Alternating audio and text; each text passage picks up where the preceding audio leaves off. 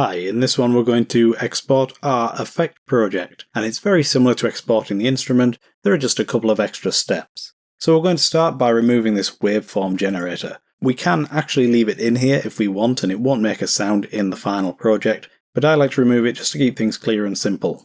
So the first thing we're going to do is we're actually going to compile our Scriptnode effect.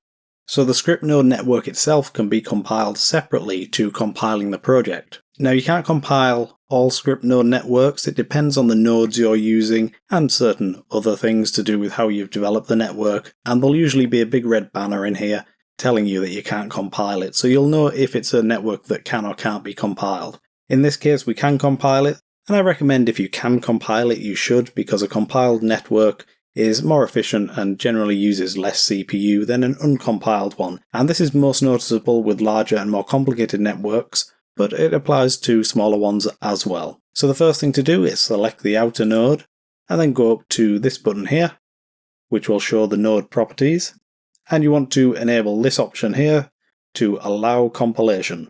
For reverb and delay type effects, it's also good to enable the HISE tail option if it isn't enabled already. And what this does is it lets HISE know that the effect might produce a signal when the input is silent. For example, with a reverb or delay type of effect such as we have here, where the sound continues even after the input has stopped. So we'll leave that enabled, and we're going to click the Save button to save the network. Okay, next we're going to go up to the Export menu, and we're going to come right down to the last option, Compile DSP Networks as DLL. Now DLL is a Windows term, so it won't actually create a DLL on macOS. It will create a different type of library file, but it serves the same purpose as a DLL. We're not going to change any of the options in here, we're just going to click Next. Now what's happened here is the compilation process has frozen, and that's what I'm finding is happening a lot with this new compilation system in HISE, and if it's not working for you, I'm going to show you an alternative way we can run the compilation and get around this. So I'm going to click Cancel here, and I'm going to close down HISE, and we're going to go to our project folder. We're going to go into the DSP Networks folder and into the Binaries folder, and in here we again get an auto-generated juice file, and we get this batch compile script. So all we're going to do is drag this compile script to the terminal. So we're going to open a terminal window, we're going to drag our script onto here, and we're going to hit enter. And it says the build succeeded, so that was nice and quick. Compiling the networks usually is quick, and if we go into the DLL folder, we see the dynamic library has been created here. So this is what will be embedded in the plugin when we compile it. Okay, let's go back into HISE now. Okay, so now we've compiled this script effect, we can actually delete the script effect. And what we're going to add instead, and we're going to add it above the analyzer, so I'm going to right click on the analyzer, we're going to add a hard-coded master effect. So I'll add that here, and from this drop down where it says no network, we can select our compiled effect.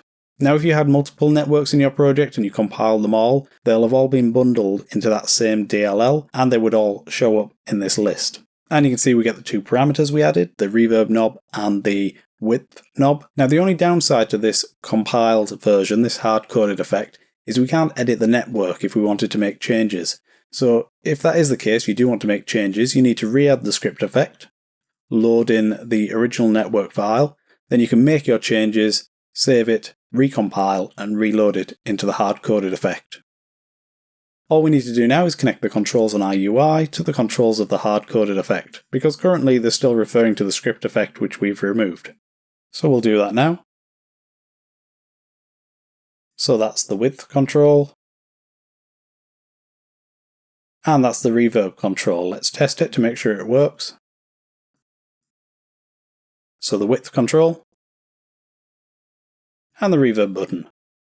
And now we're ready to compile the effect itself. We'll go to the export menu, and something you might want to do between compilations if you're compiling different versions of your project is run this option here, clean build directory, and this is a bit like when we clean the build of HISE between compiling the debug and release. It does the same thing, just removes any old files. And then we'll go to export, and as I demonstrated with the instrument project, we could select compile project here, but for me it's not working properly, so I'm going to select this option, export as effects plugin. As with the instrument, we could do the VST and the AU at the same time, but I'm just going to go with the VST for this video just to speed things up a little bit. And we'll click OK. And now we just let this run. Okay, and that is the export complete, and it completed successfully. We can see there it says build succeeded. And again, we'll go to the project folder. One thing I didn't mention, by the way, is when you're exporting your networks, you need to export them separately on each operating system, just like when you're exporting your plugins. So just to be aware of that, you can't transfer the DLL between different operating systems. It does need to be compiled separately. So if we go to our project binaries folder, we'll go to the builds folder, we'll go to the macOS X folder, and the build folder in here, and again the release folder. And here we get the shortcut again. We can see the little arrow to our VST3, so we'll right click on that and go to show original. And there it is sitting happily next to the Rustic Violin VST3. So that's it, that's how we compile our effects on Mac OS X. I hope you found this helpful, and I'll see you in the next video.